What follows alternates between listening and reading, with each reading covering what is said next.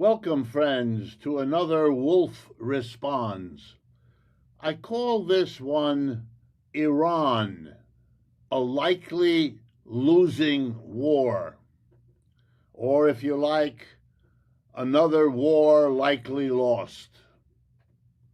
I want to put the Iran war, started unilaterally by the United States and Israel a few days ago, first of all, into historical context, because that is so rarely done. Since the end of the Second World War, the United States has engaged in four major wars: Korea, Vietnam, Afghanistan, and Iraq. The war in Korea ended in a stalemate. The United States did not win. It divided Korea in half, which is why we still have one country called North Korea and one country called South Korea. The second war in Vietnam, the United States simply, and I want to use the English word here, lost. The enemy in that war was the Communist Party of North Vietnam. Who runs Vietnam today is the Communist Party of North Vietnam. They won, and the United States lost. In Afghanistan, the next war, the enemy was the Taliban. Who runs Afghanistan today? It's the Taliban. The U.S. lost. In Iraq, there's a constant liquid kind of shifting of who's in charge. Kind of hard to pinpoint who won. But it's clear who didn't. The United States didn't win and isn't about to. So when I say Iran, another war likely lost, you can see why historically this is a country that ought not to be anywhere near so quick on the trigger as this case of Iran. Iran couldn't threaten the United States. It has no way to do that. And if it did do it, would suffer a consequence no rational government would do. But the United States and Israel went ahead anyway, and I want to look at that. War is a terrible scourge. It kills mostly people who have nothing to do with it, what we like to sometimes call civilians. And that is already the case in Iran after even only a couple of days. It leaves lifelong scars on entire populations, especially when the war happens in their own country. But as we have learned, more American soldiers died after those wars I mentioned by suicide than were killed in the actual combat. That's what I mean by horrible consequences. I want now to turn to what are the likely consequences of Iran, some of which you will not hear a word about in the mainstream media, some you will, but not in the way or to the extent I'm going to do in the next few minutes. Okay, this is another American war on a Muslim country. You know, like Iraq, like Afghanistan. It is important to understand that in many parts of the world that the United States has to live with, many more people on this planet are Muslim than are American. many times more.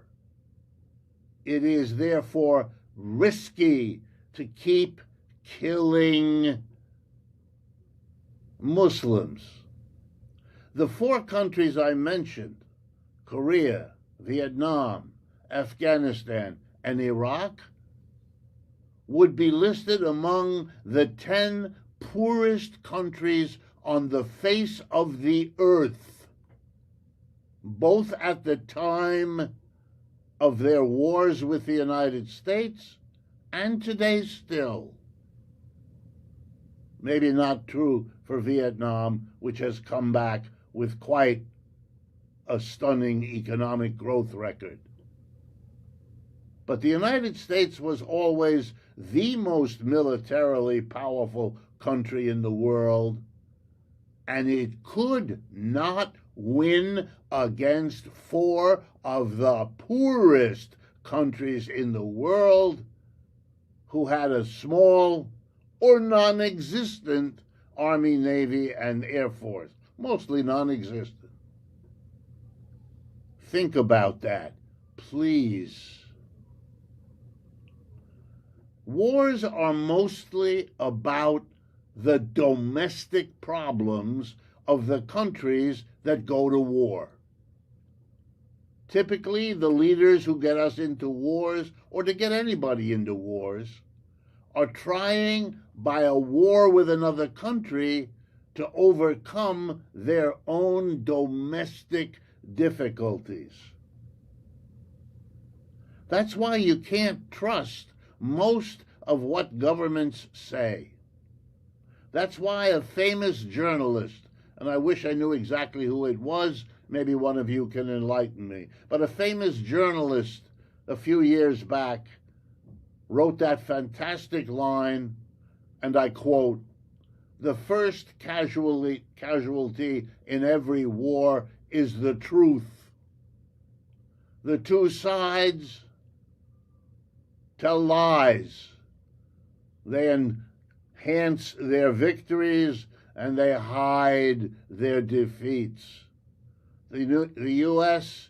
doesn't do that alone, but the idea that the U.S. doesn't do it is beneath humor, let alone contempt."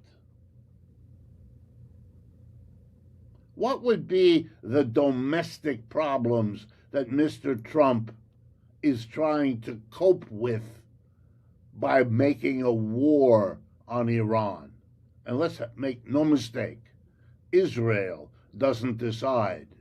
It's Mr. Trump and the advisors around him who made the decision. Well, here we go, and this you will know. The economic system of the United States is in very deep trouble. There aren't enough jobs. There's not enough housing. The cost of food is driving many people over the edge of economic insecurity. We don't use honest words like hunger anymore, so we call it food insecurity. Yeah, but we all know what it means. With elections coming up in a few months, in November, Mr. Trump faces a terrible problem that the Democratic Party, all of its wings, progressive, centrist, have made affordability a weird, indirect word that could and should be replaced by too much month at the end of the money. That's a problem, and Mr. Trump could lose just on that issue alone, and many of the polls show that. And now perhaps he can distract at least some of the people who could get into the patriotic gore of cheering on a war, or at least focusing on it, having the headlines of the evening news all about it, instead of all about the economic system that isn't providing food, clothing, shelter in an affordable way to the mass of the people, let alone adequate health care and insurance, let alone adequate education, etc. Mr. Trump has much to distract us from the economy, and a war maybe can do it for him. Then we have Mr. Trump's other problems. The headlines each day are full of the horrors of Epstein and all that it means about that class of very rich, privileged people. A tiny part of our population, but then again, the rich employer class, or what some are coming to call the Epstein class, is a very small part of our population. 1, maybe 2%, 3, maybe 6 million people out of a population of 330 million. They're taking too much space in the headlines. But the horror of what they committed has to be confronted, because it's not just about them, it's about a society that makes this happen over and over again. Some more, some less horrible, some more caught, some less caught, some more openly displayed before us, some less so. Certainly those who are involved go a long way, as Epstein did too, to not get caught, to stretch it out over decades that he was doing all of that, and buying off the political support, the elegant people who could mask who and what he was, the lawyers and the judges and the prosecutors bought off from doing their jobs. He has a lot not to have on the front page, and a war is a distraction from a domestic problem for this government. And then there's the reality that Mr. Trump's government has been plunging in all the popularity polls. Do you support the president? Do you believe the president is doing a good job? Are the Republicans in power managing that in a good way? The polls are unambiguous. They don't all get the exact same number, but they all get the same direction. And that direction for the president is down.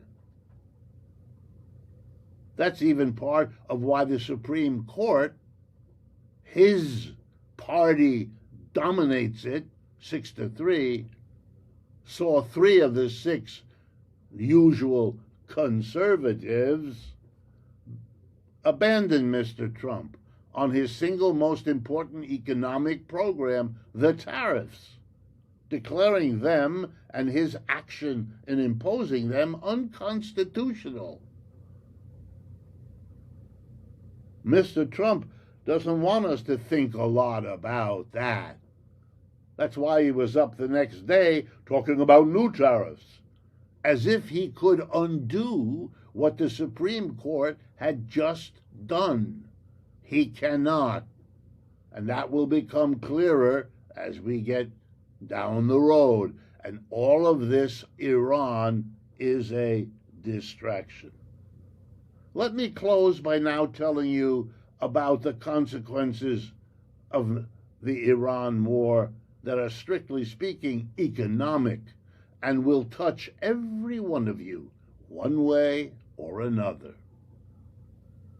First of all, the price of oil jumped up by over 10% this morning.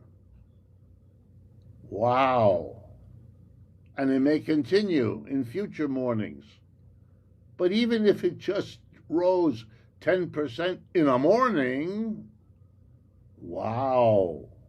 You know what that means? The price of gasoline, which comes from the oil, will have to go up.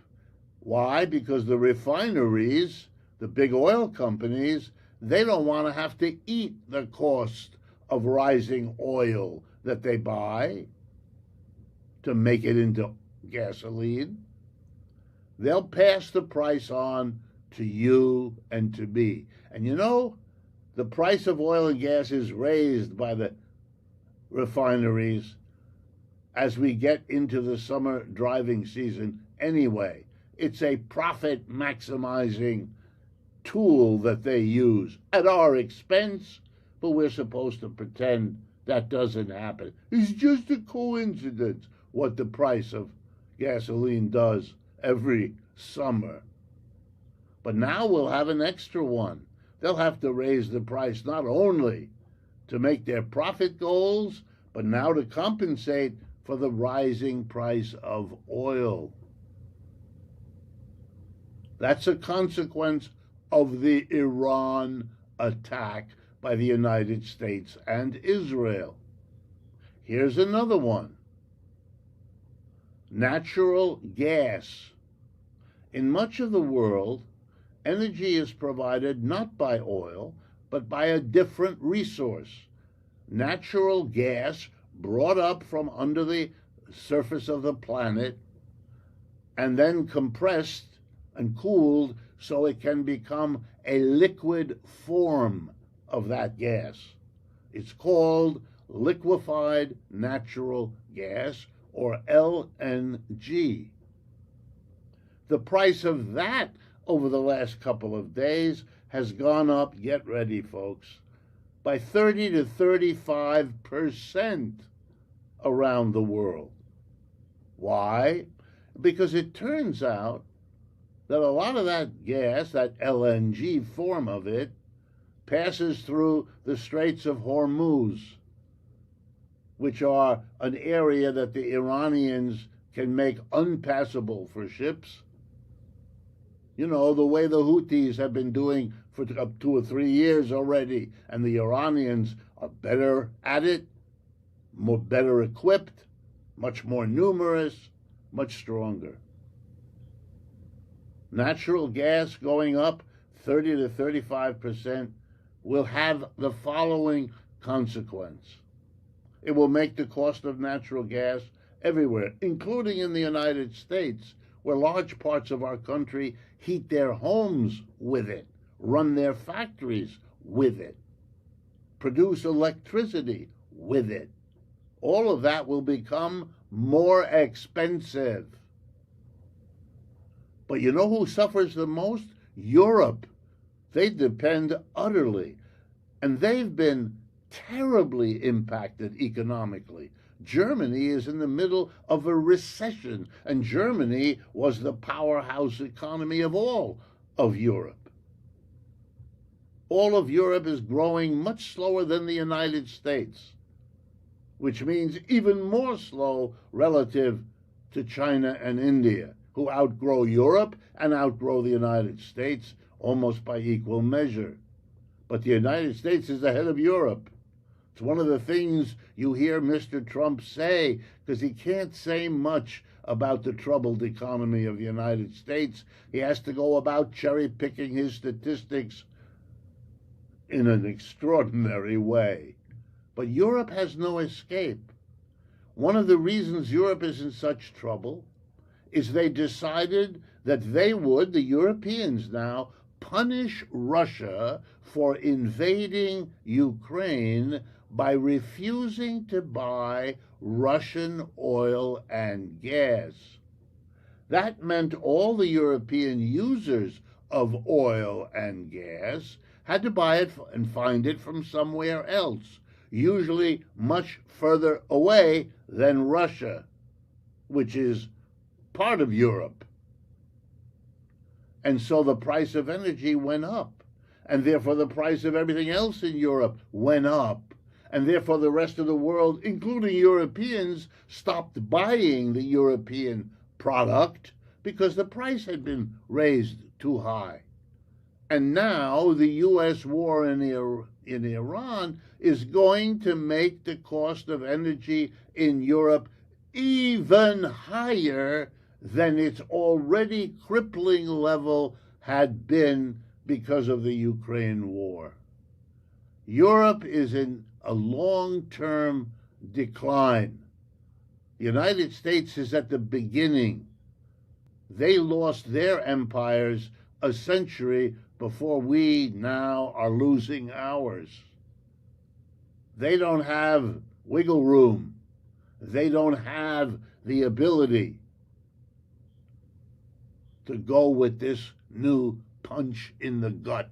And that's what Mr. Trump has delivered to them, on top of the tariffs, on top of the disrespect that is the number one topic of conversation among honest Europeans over the last year. This will worsen the collapse of the American-European alliance. It will disrupt this rising price of oil and gas. The longer this war lasts, the more these impacts will flow. This is a disaster. And you should wonder, you, my American audience, more than those of you that are not here in the United States, virtually no real honest discussion. Mr. Trump couldn't do it because it would create such doubt, such questioning, such scratching of the heads. Why do this if we're not under threat? Why risk all of this? He can't answer those questions. That's why he didn't bring it before us, the American people. That's why he didn't bring it before Congress, the people we elect, who, under the U.S. Constitution, are supposed to make the decision whether or not to go to war, because it is so dangerous, because it is so risky, and because it's risky for all of us, not just the handful who made the fateful decision. Iran, another war likely to be lost. If interventions like these strike you as useful, please share them with other people who might be interested. That's why we make them. If you partner with us, our reach becomes that much greater. And that's why we do this sort of work. And of course, as you all know, doing this takes money, and donations will be enormously appreciated as they make all this possible. Thank you.